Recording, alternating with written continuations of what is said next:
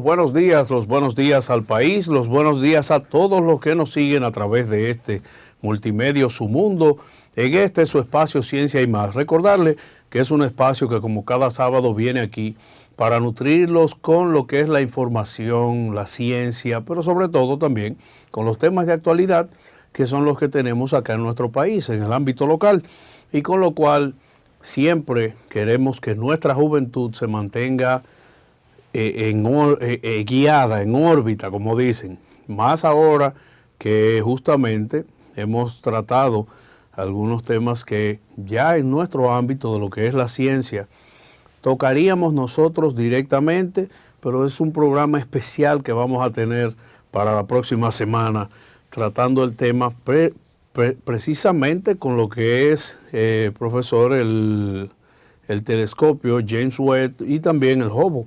Eso va a ser ya un programa especial que vamos a preparar exclusivamente para nuestra juventud el próximo sábado.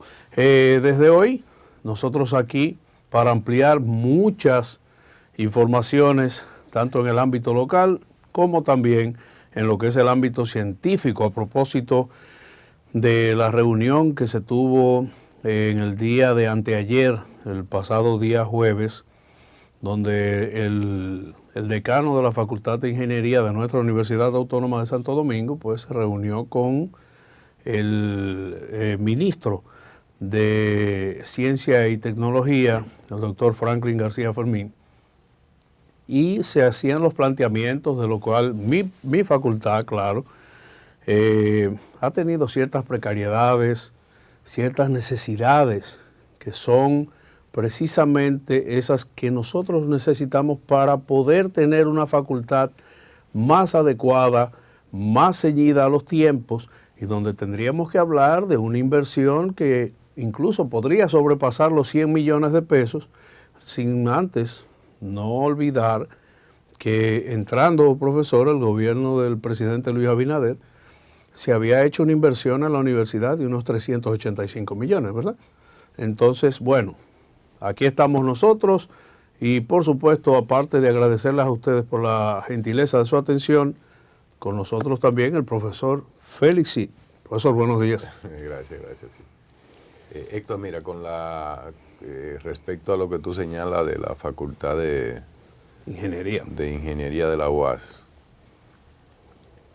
ciertamente hay una falta de, digamos, de equipamiento en la universidad y se ha hecho mucho esfuerzo desde hace mucho tiempo por, digamos, resolver ese problema. Tú sabes que hay una torre de tecnología que es administrada por la Facultad de Ingeniería. Sí, claro. Pero todavía no hay, digamos, no se ha obtenido el máximo de rendimiento de ese espacio. Eso hay que sellarlo de laboratorios modernos, de todo tipo. Tiene que existir un plan, digamos, para fortalecer bien la base de la creatividad ingenieril, ingeniería de creación, claro, en esencia, ¿no? Ingeniería, el ingenio, ingeniarse cosas. Entonces, ese aspecto de creatividad, de investigación, que debería existir, no está presente y no es en verdad culpa de la universidad y mucho menos de la facultad, porque la facultad no tiene recursos, aunque ha habido visión. Sí, claro. El decano actual es muy bueno. Omar, claro. Sí, Omar. Y el anterior era buenísimo también. Bastante bueno, Céspedes. O sea, la facultad de ingeniería ha tenido el privilegio de tener unos decanos muy buenos y muy, digamos, muy conocedores de los problemas. Ahora, debemos entender que la universidad es estatal. Entonces es una responsabilidad esencial del Estado de que esa universidad produzca, de que esa universidad sea eficiente, porque en verdad para los estándares internacionales no lo es. Y estamos destacando la Facultad de Ingeniería por la importancia de la tecnología, digamos, ingeniería y ciencia, por la importancia de la tecnología en el mundo actual. Pero ni siquiera las otras facultades que, digamos, no requerirían una inversión fuerte, porque cuando hablamos de aparatos sofisticados, ya los costos se elevan, pero facultades que tienen menos, digamos, requerimientos, tampoco son atendidas. Entonces yo creo que hay una irresponsabilidad del gobierno. Tampoco me refiero a este gobierno, es que ha sido una tradición. Reconociendo que con Leonel hubo mucha, la infraestructura, las edificaciones avanzaron bastante, pero fuera de ahí no ha habido atención de los gobiernos de la universidad. Y eso no puede ser, Héctor, ya es tiempo de claro, que claro. Hay que hacer una inversión que sea más cuantiosa. Mire, yo tengo el dato, porque yo siempre he sido un curioso de la universidad, de lo que es precisamente esa matrícula de estudiantes que tenemos, porque a lo que hemos visto en la juventud del día de hoy, hemos visto un poco interés en lo que ha sido ese ámbito, esa necesidad de estudiar, de prepararse, y hemos visto cómo nuestra juventud lamentablemente pues se ha enrumbado por algunas actitudes que no son las de antes. Hubo un momento donde tuvimos una matrícula mayor, pero en nuestra Universidad Autónoma de Santo Domingo, donde al día de hoy nosotros contamos con una matrícula de 213.734 estudiantes. Ese fue el censo que tuvimos al 8 de marzo del pasado 2022, y donde se supone que para este año nosotros tendríamos un ingreso per se de unos 14.000 nuevos estudiantes. O sea que nuestra matrícula en la Universidad Autónoma va en aumento, lo cual quiere decir que si aumenta la matrícula estudiantil, pues de igual forma debe de aumentar el presupuesto para poder rehabilitar las áreas, para poder dar un mejor servicio, que podamos brindar una educación de mejor calidad. Creo que es el momento. Atención, doctor Franklin García Fermín. Por cierto, hace mucho que no lo veo, tengo que decírselo así por aquí para que no se escuche. Mire, nosotros hemos visto cómo de otras universidades vienen acá y se certifican para con nuestra universidad validar otros datos. ¿Qué hay con esto? Miren, la Universidad Autónoma de Santo Domingo es la primada de América, la más vieja, y sin embargo hemos visto cómo muchos de nuestros estudiantes a veces se van a otros lugares, y cuando van a esos lugares tienen que homologar los títulos, tienen que fajarse, a recertificarse. Entonces, ¿cuál es el llamado? Vamos a tratar esos convenios internacionales para que nuestra universidad, ya nuestros estudiantes, cuando salgan listos para incorporarse a un mercado laboral sin la necesidad de tener que incurrir en nuevos gastos, y que, por ejemplo, si llegan a otros lugares, como a otro estado, a otro país, no tengan que volver a pasar por todo eso. Bien, señores, continuamos en este su espacio Ciencia y Más, agradecidos de que ustedes estén ahí en la pantalla y de que nos sigan a través de los canales 101, 1101 en HD de Claro TV, de igual forma en el canal 46 de Wintelecom y en el canal 647 de Amazon Fire TV. Recuerden ustedes que esto es visto en más de 40 sistemas de cables en las provincias del país. De igual forma, en todo lo que es Estados Unidos, el continente americano, a través del satélite de YouTube, para todo ese gran estado que son los Estados Unidos. Qué cosa que hay gente que tiene la divergencia de decir, tú dices un país y dices los Estados Unidos. Quiero que sepan que hay quienes me han cuestionado eso y me tocó recordarle, a raíz de que yo hablaba con un historiador ya hace unos años, y también luego lo consulté con el profesor Pons, que me decía a mí, junto a la senadora Dulce González Pons, a la cual desde aquí le enviamos un saludo afectuoso, está en Miami residiendo, y me decía, mira, para el tiempo cuando se formaron los Estados Unidos, cada estado era un punto aparte. Y luego, por eso, la primera bandera de los Estados Unidos tenía solamente unas 7 o 8 estrellas. Luego, según se iba conformando la Unión Americana, como se le dice, aquel documento que se fue firmando, llevando la paz cada uno de los estados, se le iba adhiriendo una estrella. Y llegó un momento donde ya para Abraham Lincoln, cuando ya asuma la presidencia, se asume aquella gran batalla y es cuando firman aquel último tratado. Y él dijo, a partir de ahora, la gente decían, los Estados Unidos son. Y él dijo, no, ya no es así.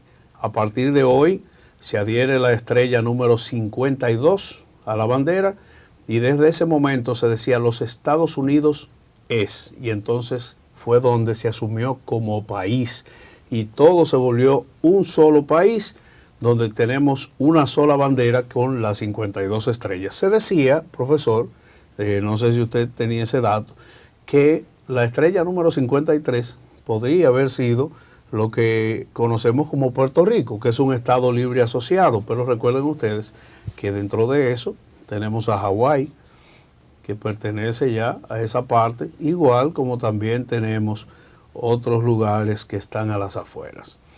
Miren, en Puerto Rico hay un sí. Un movimiento independentista que es muy firme y que Sí, inclusive claro, ha avanzado en los últimos tiempos.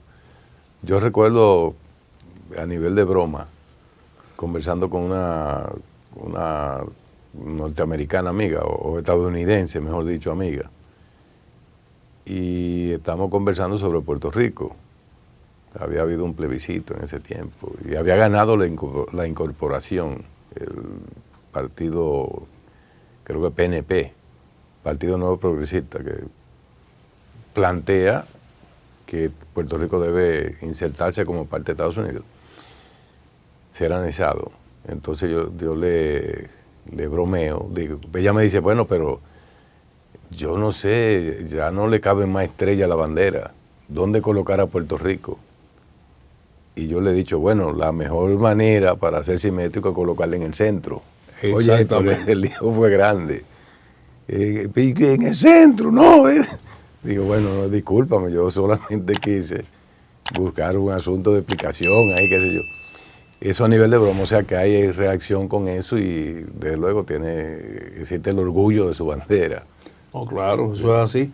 Eso es igual que, por ejemplo, muchas personas que llegaron a pensar que en un momento dado Cuba podría haber estado en lo que era una parte de lo que hoy, ya con aquella famosa base de Guantánamo, se decía que si llegaban a un acuerdo en aquel momento, pues podría haberse tenido a Cuba dentro de un acuerdo que le permitiera salir de ese anarquismo en el que vive, aquel atraso enorme. Y bueno, ¿qué más decir de un lugar tan bello como es la isla de Cuba?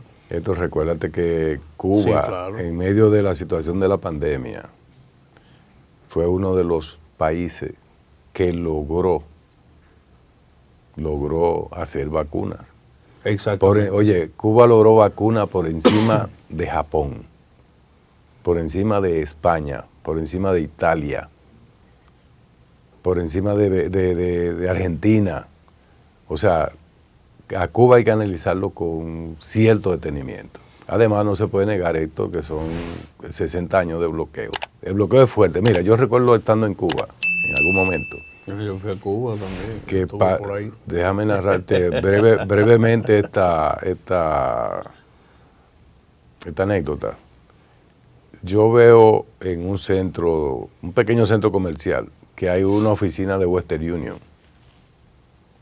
Y debí enviar unos documentos, porque yo estoy aún inclusive, ya está en fase final, como coordinador honorífico de un doctorado, okay, de profesores dominicanos allá. Cuando yo veo Western Union, digo, pero mira, a través de Western Union se pueden enviar la documentación, entiéndase, acta de nacimiento, récord de notas, certificación de título, cosas así. Y me acerco a la oficina de Western Union. Le digo, mira, de Dominicana para enviar unos papeles. Me dicen, no podemos. Digo, ¿cómo que no pueden? O sea, yo estoy ahí, yo estoy lejos de cuestión de bloqueo, no estoy pensando en eso. Entonces me dicen, no, por el bloqueo no se puede. Entonces, por favor, no poder enviar un papel que puede ser revisado inclusive, ¿y qué es eso? Entonces, esa imposición desde hace décadas tiene de alguna manera que jugar un papel sin querer tapar el sol con un dedo. Hay muchas cosas que están mal, eso es normal. Pero yo creo que desconocer la incidencia del bloqueo no es justo. No, claro, Creo eso es que tiene así. que aceptarse que el bloqueo ha sido criminal, como ellos mismos dicen. No, Y eso es así. te puse ese ejemplo porque ese lo viví yo. Eso es así. No podemos, que no se puede enviar un papel de Dominicana aquí, habiendo vuelos que van y vienen. Eso Y es no así, estamos hablando de profesor. cuánto va a costar. Entonces, por favor, no. No, es terrible. Sin embargo, mire, en Cuba yo tuve la oportunidad, primero, de estar en La Habana, que es donde todo el mundo va. Que La Habana es una ciudad llena de historia, un lugar precioso. Sin embargo, también tuve la oportunidad de irme al otro extremo de la isla, que curiosamente es el que nos queda más cerca a nosotros. Hace más cercanía con lo que le llaman Cabo Haitiano, en el área de Haití. Y es donde, por ejemplo, yo que he estado también en Haití. Santiago, por ejemplo. No, esas son partes, porque Santiago está más arriba. Sí, pero pero usted la tiene. gran ciudad del occidente cubano, del oriente cubano es Santiago. Sí, claro, claro. O sea, usted tiene ahí a Santiago de Cuba. Sin embargo, yo estuve en Pinar del Río, que está más arriba. Pinar del Río está atrás de La Habana, Pinar cerca del Río, cerca detrás de La Miami, Habana. al lado de Miami está Pinar del Río, Exacto, ya más cerca, como que va hacia Miami. Pero del lado que se acerca a la isla, ya más cerca con Haití, está esa parte que le llaman Baracoa. Es un pueblo preciosísimo, un lugar que, bueno, digamos un lugar paradisíaco, que si tuviera en un cierto modo una inversión que se hiciera cuantiosa allí, podríamos decir que sería un punto turístico increíble, profesor, porque mire, aparte de las atenciones, aparte del calor de su gente, es un lugar que ciertamente tiene todas las cualidades para ser un polo turístico. Si hubiera, claro está, una inversión. Pero usted tiene lugares como Artemisa, en Cuba, que también son lugares lindísimos. Y qué decir de lo que es ese amplio espectro de estudios que tienen en Cuba en cuanto a lo que es la rama de la medicina. O sea, decir a boca llena que en Cuba se encuentran los mejores médicos del mundo, creo que nos quedaríamos cortos en esa parte. Pero es como usted dice, el bloqueo ha hecho. Quizás los mejores del mundo no. Bueno, no, pero se podría tener. Son muy buenos. O sea, son, en términos proporcional, en términos comparativos, proporcional y comparativo, ahí habría que ver. Porque sí, claro. es que en contra de todo.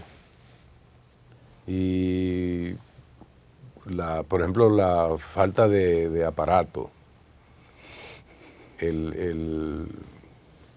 ¿cómo se llama esto? O sea, ese andamiaje propio de los grandes centros, costosísimo y cosas, en Cuba no están.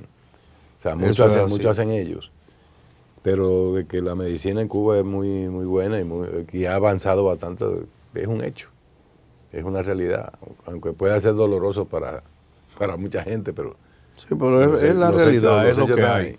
Que Cuba, mire, si Cuba no tuviera, en este caso, digamos... Quizá, tú sabes que yo veo, quizá Héctor, la idea quizá de que una gente tiene un trabajo, quizá tiene una idea que puede ser muy buena, pero entonces el tipo quizá tiene un poco de temor de arriesgarse a plantear, a pelear por una idea, porque si fracasa, el planteamiento, entonces ya la situación es un poco incómoda. Sí, claro, ¿Te claro. fijas? Entonces ese permitirse fracasar no está como muy contemplado en Cuba. Eso Mire, quizás yo deba ser, tuve, esas son de las cosas que yo entiendo que debe ser mejorado, para dejar que haya más, digamos, si se quiere, libertad para el planteamiento, para sí, que la gente tenga menos miedo a equivocarse. Porque yo creo que el gran problema es el temor a equivocarse. No me gusta esto como está así, creo que puede haber una ruta mejor, pero bueno, ¿y si yo me equivoqué? no, Porque cuando hay un planteamiento de solución a un problema, siempre está la posibilidad de errar. claro, Y claro. No, cualquiera eso no es querría así. errar, una gente que está, aquí mismo pasa eso, alguna gente está establecida, tiene todo un sueldo buenísimo, sobre todo lo del Estado, porque en el sector privado a veces incentivan para que la persona diga y saque vaina para que discutir la cosa. Pero en el sector privado el que tiene su vaina tranquila y no quiere que lo jodan. Eso es así, eso es así. Mire, hay Perdón, algo que para tratar de mantenerlo. yo tuve la oportunidad en el año 2011. Fui con mi padre a una actividad internacional y mi padre, ya dentro de los achaques que lamentablemente pues dieron al traste de su fallecimiento en 2016, pero en 2011 nosotros estuvimos en una actividad en Casa España.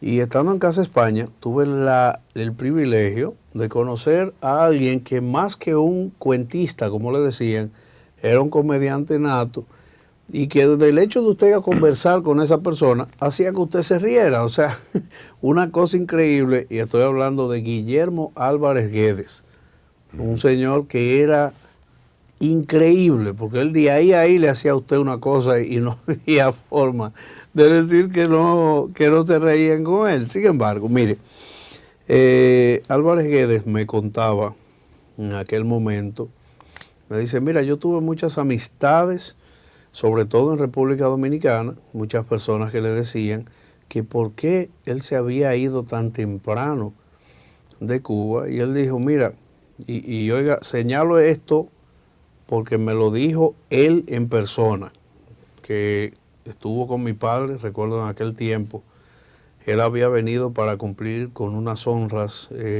recuerden ustedes que había sido el fallecimiento de don Freddy Veras un año antes, y que me decía don Guillermo en ese momento, me decía Héctor, mira, lo que pasa en Cuba es que nosotros nos vendieron un sueño que al final se convirtió en toda una pesadilla.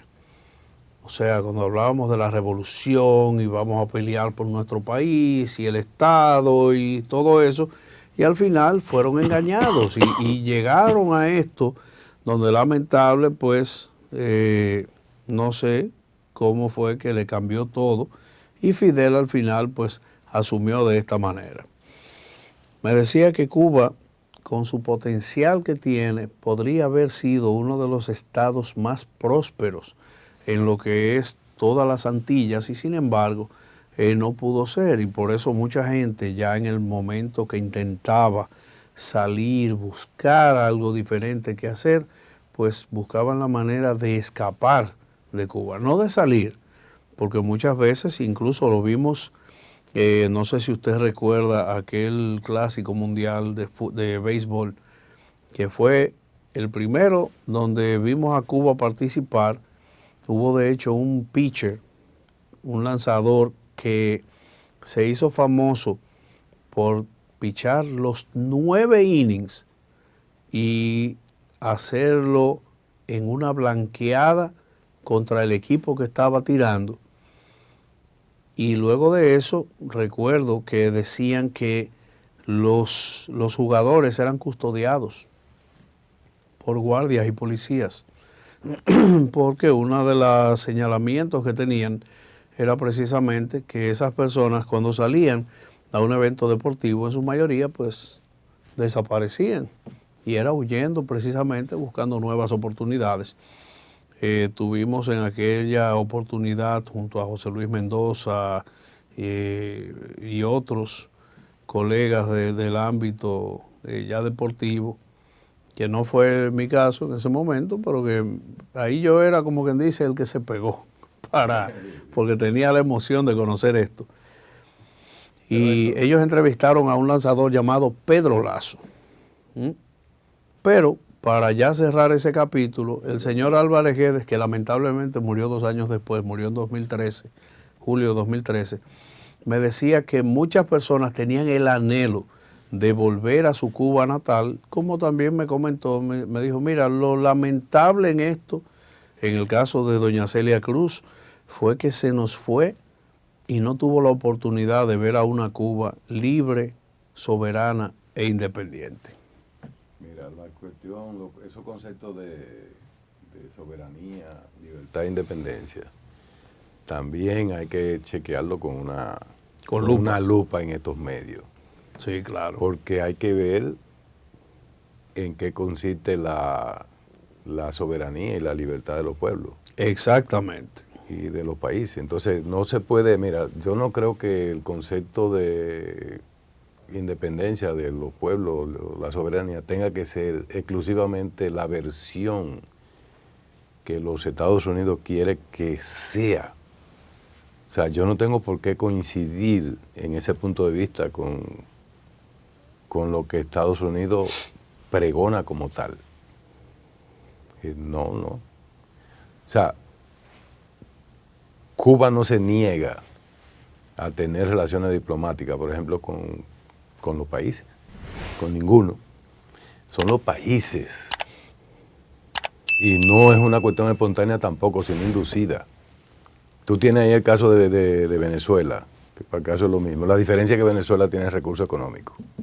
Esa es la gran diferencia con Cuba. Sí. Héctor, Cuba tiene menos recursos económicos, pero mucho menos que la República Dominicana. Pero muy poco, mucho En menos. Cuba no hay un río, oye, en Cuba no hay un río como el Yaque del Norte, o el Yaque del Sur, como el Osama, como el Yuna. O sea, ya con eso ya tú sabes que hay una primera gran limitante. O sea, Cuba no tiene la producción de frutas, ni tiene, no, pero que hay descuido, en cierta medida hay descuido. Tampoco tiene la tierra adecuada, porque todo eso está estudiado. Entonces Cuba tiene mucho menos recursos naturales que la República Dominicana. Claro, Ahora, eso es así. Ahora, si aparece oro en Cuba, entonces son los cubanos quienes van a decidir cómo administrar su oro. No es que va a venir una transnacional, o con unos concursos entre comillas también, y que viene. No. Eso, la soberanía entonces va a aparecer, o se va a ver clara cuando eso aparezca. Cuando hay un país, más Hugo Chávez lo decía en un discurso, que desde que un país empieza a hacer lo que entiende que debe hacer, ya hay problema con los Estados Unidos. Y la experiencia parece que le da la razón a esa interpretación, Héctor. Exacto. A esa interpretación de que hay que someterse, etcétera, etcétera. Bueno, Estados Unidos entendió que Maduro es un dictador. Entonces ya es un dictador. Y todo el mundo empieza a repetir un dictador, pero Estados Unidos señaló que Maduro era un dictador. Hay elecciones, hubo unas elecciones. ¿Cuál es la mejor manera de probar? Yendo allí, la Fundación Carter llegó a ir a Venezuela a supervisar elecciones, la Fundación Carter de los Estados Unidos. Y la Fundación Carter decía, no, la cuestión fue legal, fue normal. Y después la interpretación oficial de Estados Unidos es que se impuso, que fraude, que se yo, a pesar de la opinión de Carter, sí. A pesar de la opinión de la Fundación Carter. Entonces, va a haber una elección en el 24, en Venezuela. Entonces, ¿qué tienen que hacer? Envíen su delegado allí. El otro día hubo unas elecciones de medio tiempo, así, y fue una Europa, los europeos estuvieron presentes. Y esa una señora que dirige esa comisión, lloró prácticamente, porque le daba trabajo decir, no, ellos ganaron, le daba trabajo. Entonces, por ahí están los videos, están las grabaciones de eso. Con un dolor para decir, mire, los chavistas ganaron las elecciones. Eso era ya, porque ella sabe que fue así. Claro, entonces, sin embargo, hubo algunas cosas, entonces como dejando entrever, pero no, y casi llorando. Entonces eso no, hay que ser, yo creo que la justicia, si defendemos la justicia hay que hacerlo en la forma en el espectro más amplio. Entonces, ¿hay elecciones en Venezuela? una campaña, tiene que haber delegados de todos los sitios del mundo, incluyendo los chinos también. Porque no vamos a decir que los europeos van a narigonear con los Estados Unidos al frente y van a chequear, no, todo el mundo, y que Brasil envíe delegados. Entonces ellos dicen, no, mira, se cambiaron la lista en tal sitio, se robaron que vaina en tal sitio, que metan millones de miles y millones de delegados si les da la gana ahí. Entonces cuando eso ocurra, con ellos ahí presentes, que está claro que hubo fraude, que se que las actas y la pendejada, entonces se dice, mira, Maduro hizo trampa. Entonces lo que quiere es ser un dictador y quiere seguir y quiere que yo que vaina. Donde sí sabemos por decreto, a mí lo que no me gusta es que ese tipo de cosas, Héctor, se establezcan sí, claro, por decreto. O sea, ya Maduro no sirve, Juan Guaidó es presidente. Oye, Guaidó se proclama presidente en una calle, una esquinita, una jodienda. Yo soy el presidente encargado de aquí en adelante, qué sé yo. Y Estados Unidos, reconocemos al presidente, vienen los europeos atrás de Estados Unidos una vez, reconocemos. Europa reconoce al presidente. Óyeme. Entonces la gente se va cansando de ese tipo de proceder. Y eso se van cansando, y mira, y la situación que hay hoy con el asunto de la invasión Rusia a Ucrania, o la operación especial Rusia en Ucrania, como usted quiera llamarle, la situación que hay hoy ahí te muestra que el mundo, porque el mundo, cuando dicen el mundo, Chávez también decía eso, cuando ellos dicen el mundo, entienden que es los Estados Unidos, y después un poquitico hay los europeos. Entonces, no. En términos de territorio, los europeos y los norteamericanos son minoría en el mundo. En términos de cantidad de personas, son minoría en el mundo. Entonces, ¿por qué robarse los gentilicios? El mundo decide, el mundo que sé yo qué cosa, no, ustedes tienen esa postura. Sí, eso entonces, hay 54 países, más de 50 países en África, que esos son parte del mundo. Así los asiáticos son parte del mundo, entonces chequélo uno a uno a ver qué es lo que dicen. No lo que levanten la mano, una presión, una jodienda en la ONU, ve allá los pueblos también. Señores, gracias por continuar con nosotros en este su espacio Ciencia y Más, agradecidos de la gentileza de su atención, sobre todo recordarles que pueden vernos a través de los canales 101, 1101 en HD de Claro TV, en el canal 20 de Telecable Dominicano, canal 10 también, en el canal 46 de Win Telecom y en el canal 647 de Amazon Fire TV. Recordándoles que se puede ver en más de 40 sistemas de cable en toda la geografía nacional. Miren, nosotros hemos hablado muchas veces también de lo que es la seguridad vial. A veces es chocante que tengamos que hacer estos cambios bruscos en algunos temas, pero no está de más siempre buscar la manera de orientar a la población, sobre todo cuando hemos tenido en los últimos meses, en los últimos años, un incremento de casos que a veces uno no sabe cómo mencionar o decir si son casos extraños o casos que son inexplicables. En el día de ayer, una señora, pues lamentablemente, perdió la vida en su vehículo. En su vehículo a causa de un infarto fulminante en la avenida Abraham Lincoln.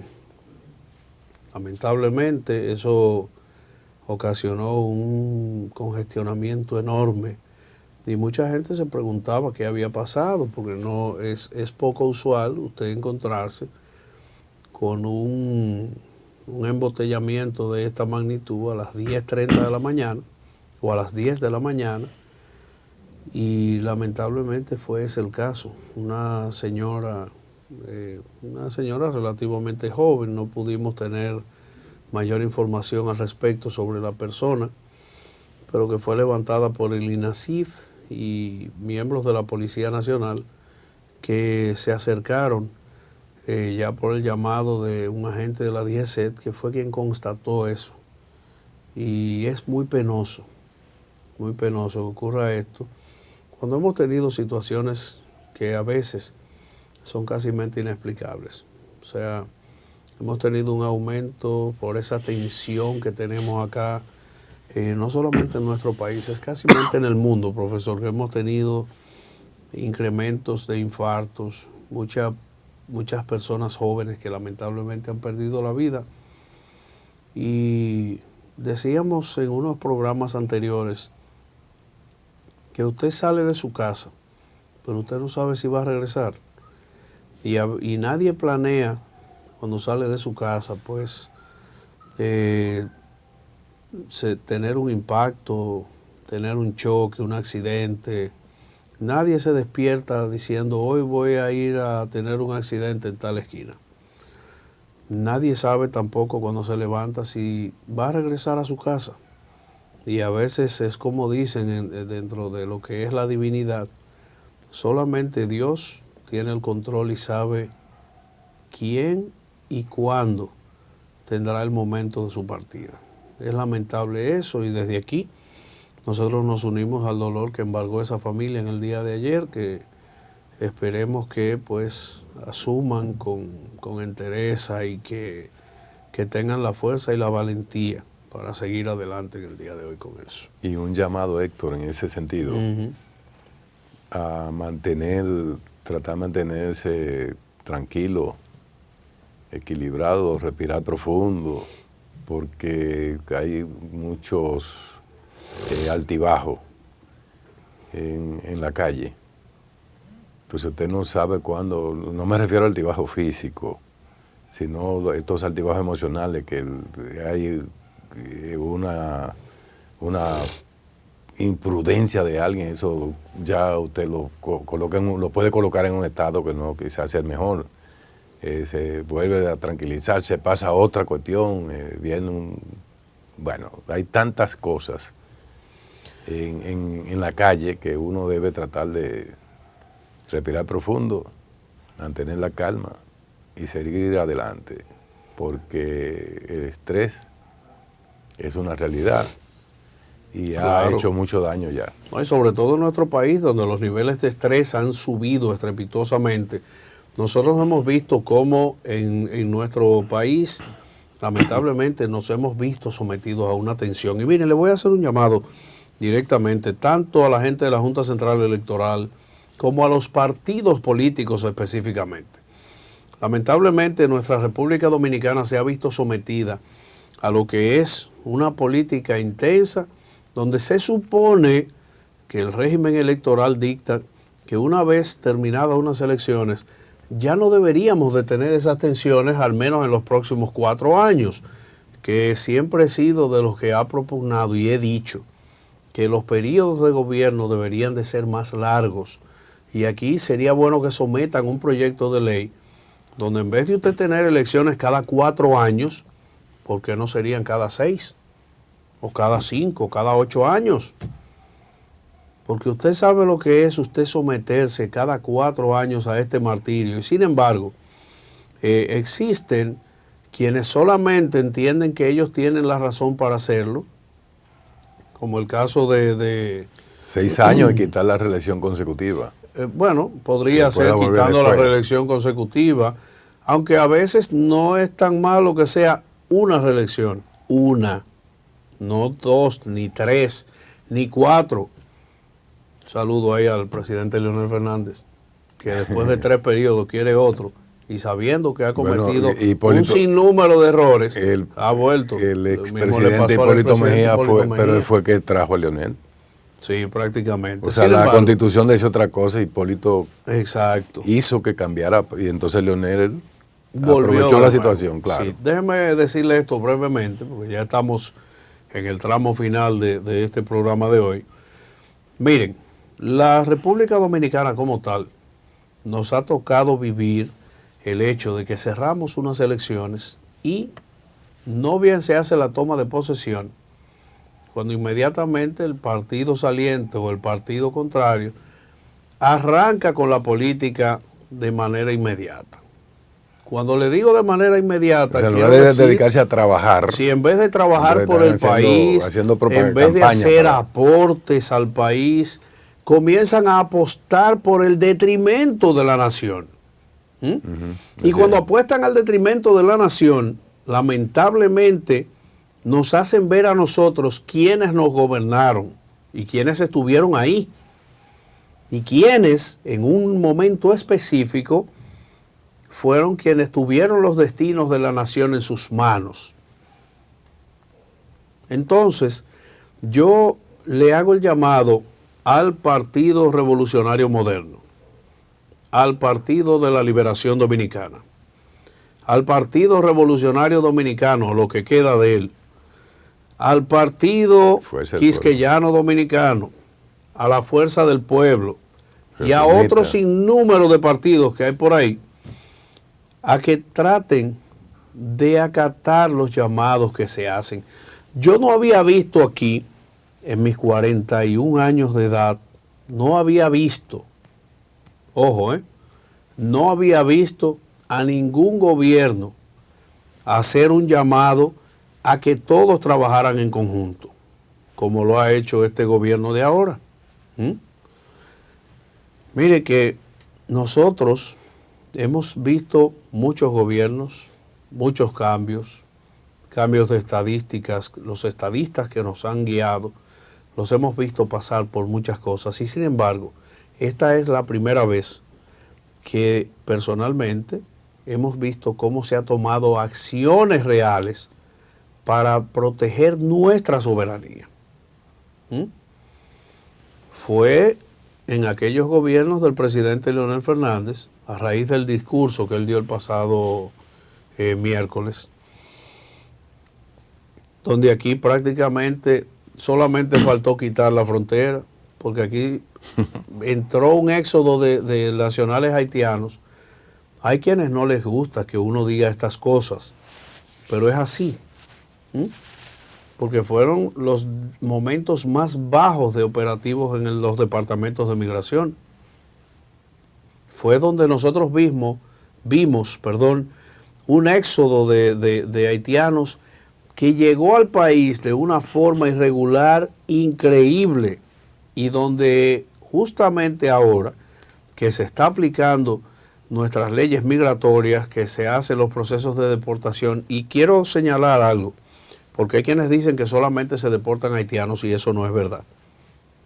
Eso no es verdad porque tuve la oportunidad la semana pasada de ir a preparar una entrevista con el director de migración y donde estuvimos conversando y él me señalaba, mira, dentro de las estadísticas llevamos tantos haitianos, pero hay tantos chinos, hay tantos peruanos, hay tantos ecuatorianos, y me señaló una serie de países que normalmente la gente no señala y que no ve. Sin embargo, es poco común, profesor, ver aquí que usted vea en la calle o que usted escuche, a raíz también de que tenemos una cantidad de venezolanos exorbitantes aquí. Y es raro usted ver a personas de otras nacionalidades viviendo en las formas en las que los vecinos haitianos llegan a nuestro país. Porque es que el problema es ese. Y ante la complicidad de muchos, hemos tenido un éxodo increíble. Héctor, tenemos una presencia, digamos, masiva de haitianos. Entonces, es normal que el grosor de las personas que pueden ser deportadas sean haitianos, eso es normal. Exactamente. Porque si de los otros hay pocos, entonces van a ser pocos también los deportados. Tendría que ser una comunidad exageradamente mala para que se note en 300 personas que tú tengas aquí que tenga que deportar 100, eso es un escándalo. Que tenga que deportar un tercio. Ni siquiera en los haitianos. Se deporta una cantidad significativa. Por más que tú veas, o sea, se nota porque es la mayor, ¿no? Entonces se nota mucho, por diferentes tipos de razones se destaca y se habla de ese tema, pero en términos de la cantidad de haitianos que viven en el país, eso es una cantidad pequeña. Exactamente. A pesar de toda la propaganda y de todas las cuestiones, que ahora hay autobuses, antes eran camiones, lo que lo llevaban, etcétera, etcétera. Son pocos. Eso es más la propaganda y más lo que se dice que no. Eso es así, pero ante el llamado de, por ejemplo, en este caso, el llamado del gobierno, y quiero señalarle algo, mire, fue el ingeniero Ramón Alburquerque quien dio precisamente esas pautas y le decía, le dijo al presidente Abinader muchas veces, presidente, mire, aquí hay que hacer un pacto de nación, de todos, para poder luchar por nuestro país, porque si usted sobrevuela, como nosotros hemos tenido la oportunidad de sobrevolar sobre la frontera, yo he estado en Haití y yo he visto la desolación, la deforestación, cómo han acabado con sus recursos naturales, cómo han destruido el país. Un país que lamentablemente, decirlo así, no cuenta con un gobierno, no cuenta con autoridades. Señores, la semana pasada el jefe de la policía haitiana fue secuestrado. Fue secuestrado. Que es mucho decir. Que es mucho decir. Un país donde lamentablemente tuvieron el magnicidio de su presidente y donde no es posible que sigamos en esto. Ante ese llamado que ha hecho el presidente de la República, creo que es un espejo a nuestra realidad, lo que vemos con partidos como el Partido de la Liberación Dominicana o como la misma Fuerza del Pueblo. Para mí es lo mismo, Ya, donde, ya déjeme terminar esto aquí para ya nosotros despedir, donde hemos visto que ellos se han negado a ir a un pacto de nación. Entonces, ¿qué nos deja esto como mensaje? Si se niegan a ir a un pacto para defender nuestro país, ¿cuál sería en este caso el accionar de ellos si llegaran de nuevo a la presidencia? Señores, queremos despedir el día de hoy. Discúlpenos que nos hemos extendido un poco en estos temas. Pero bueno, es parte de nosotros. Gracias a ustedes por la gentileza de su atención. El próximo sábado los estaremos esperando en su espacio Ciencia y Más, cuando el reloj le marque las 8. Hasta el próximo sábado.